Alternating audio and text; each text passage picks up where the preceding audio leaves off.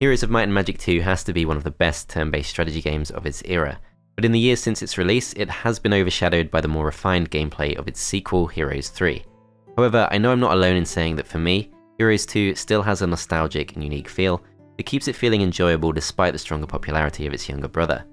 Unlike Heroes 3 though, for a long time Heroes 2 has been held back by a lack of community support and modernization, missing many of the useful quality of life features from Heroes 3's HD mod that have helped keep that game relevant to this day. The Fheroes 2 project changes that situation, revolutionizing Heroes of Might and Magic 2 with numerous gameplay, quality of life, and graphical improvements. And in this video, we're going to take a closer look at those improvements and why this project is worth paying attention to. Fheroes 2 is technically not a mod, but a complete open source reconstruction of the original game engine from the ground up.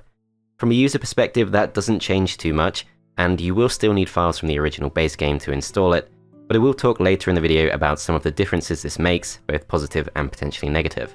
The best thing about Fheroes 2 though has to be those quality of life improvements and modernizations, many of which will be familiar to you if you've ever played Heroes 3 with the HD mod enabled. Here are some big examples.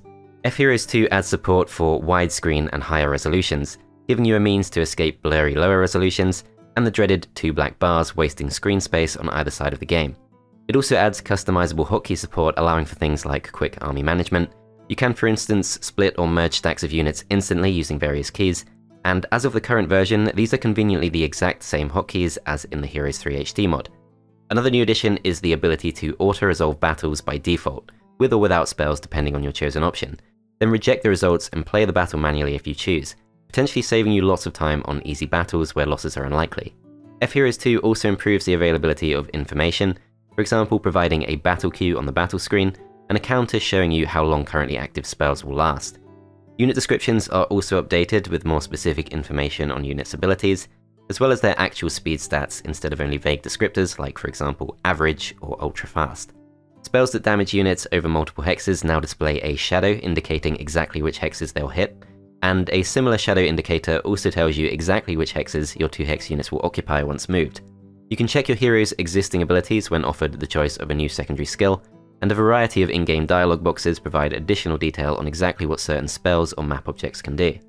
Clicking on the well now gives you the option of recruiting all your units in one place, similar to the fort from Heroes 3, which saves you from having to click on each individual creature dwelling.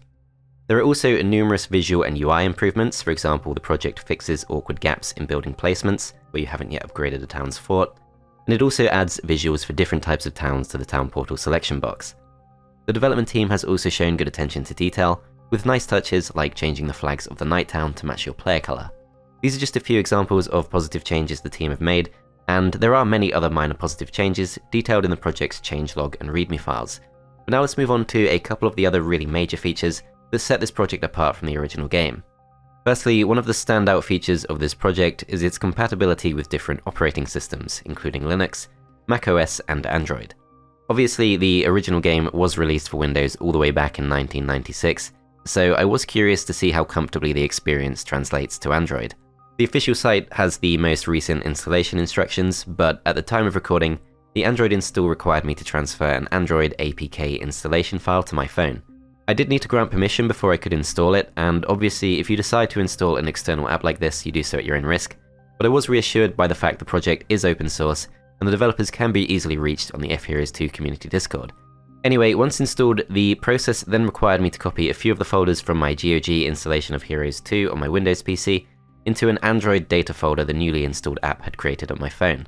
The process was relatively simple, but at this stage not quite as straightforward as the installer for the Windows version. With those files copied across from my legitimate copy of Heroes 2, I was able to start the game as expected, and I was pleasantly surprised by how well it ran, with no noticeable bugs or lag. To be honest though, my first impression was that the game is just too fiddly to be played on a small phone screen, even on the lowest available resolutions. In particular, to simulate a right click or holding the right mouse button, you need to hold your finger on the object you're interested in, then tap another finger somewhere else on the screen, then slide your original finger out of the way so you can read the text that appears. I actually got used to that fairly quickly, but on a small screen it can be frustratingly easy to select the wrong tile on the adventure map. However, I did end up enjoying Fheroes 2 on my phone a lot more than originally expected. My plan was to play for 10 minutes just to get proof of concept for this video, but half an hour later I found myself with that classic one more turn feeling, getting absorbed in the map I was playing just as I would in the PC version. On the whole though, I did find playing on an Android tablet to be the more pleasant experience due to the larger screen. In my case, I installed the game on a Kindle Fire tablet using the same process as my phone, and again, everything worked perfectly. However, I should acknowledge that at the time of recording, there's currently no way to enter text in the app, so you can't customize the name of your saves, and you're also out of luck if you want to answer the Sphinx's riddles. But I think that's a small price to pay to be able to play a game like this on a platform it was clearly never designed for.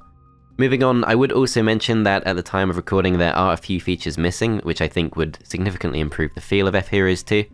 The big missing feature right now is upscaling while playing at lower resolutions.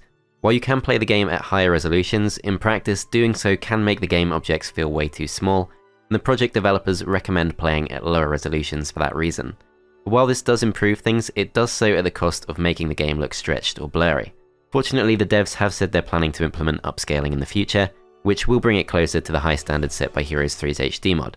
For what it's worth, using the current version and playing on a 1080p monitor, I found that the sweet spot option for resolution is 1280 by 720. I personally feel this strikes a good balance where things don't look too blurry or too small, although if I could pick a slightly lower resolution and upscale it in future, that would probably be my preference.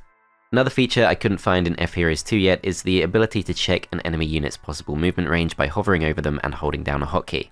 That's another one of those HD mod features that saves players from the tedium of counting their enemies' steps on the grid or trying to guess. Again, this does seem like another quality of life feature that could be potentially added in future. Other minor features I'd love to see added would be the ability to automatically switch between the evil and good UI interface depending on your chosen faction, or the ability to specify whether spells should be used in auto-resolve battles, based on whether the battle is against an enemy hero, where spellcasting typically makes an important difference, or against wandering creatures, where the AI is much more likely to waste spell points unnecessarily. I think it's also worth mentioning that Fheroes 2 doesn't allow you to transfer save files across from the original game, and I'd be surprised if it ever does given it's on a completely new engine. But it does allow you to play maps from the original game, including fan-made ones you've downloaded, which I think is far more important. One more quite significant difference is that Fheroes 2 doesn't perfectly replicate the AI from the original game, and I've seen quite varied opinions on the new AI.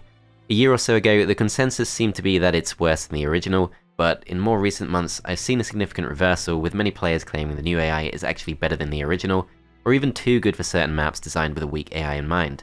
In any case, at this point I think it should play well enough to present a decent challenge. I haven't yet spoken about what could be the most interesting part of Fheroes 2 altogether. Taking a look at the current roadmap, we can see there are plans for a full-scale separate expansion, introducing new in-game features, items, objects, and creatures based on a new campaign. This so-called Resurrection expansion could be a little bit like the Horn of the Abyss mod that's proven so successful for Heroes 3. A member of the team effectively told me that because Fheroes 2 is based on an entirely new purpose-built game engine, there are no real limits on how far this could go. So that's really exciting, although the obvious caveat is that the most ambitious fan projects tend to be the most difficult to pull off.